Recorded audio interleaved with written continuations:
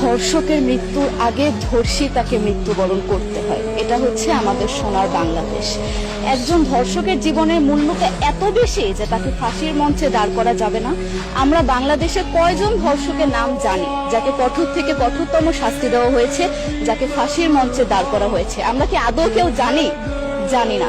অথচ আমরা কতগুলো যারা ধর্ষিত হয়েছে তাদের নাম জানি, অনেক বড়। এই লিস্ট আসলে অনেক বড়, বলে শেষ করা যাবে না।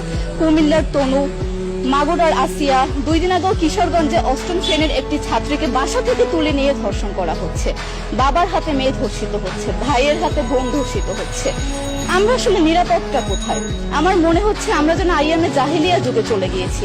মাঝে মধ্যে মনে হয় এর থেকেও খারাপ সময় আছি আমরা, কারণ ওই যুগে মেয়েরা অ্যাটলিস্ট সম্মান নিয়ে মৃত্যুবরণ করতে পারত। জন্মের পরপর জ্যান্ত মাটিতে পুঁতে দেওয়া হতো, আর আমাদের ধর্ষণ করে নির্মমভাবে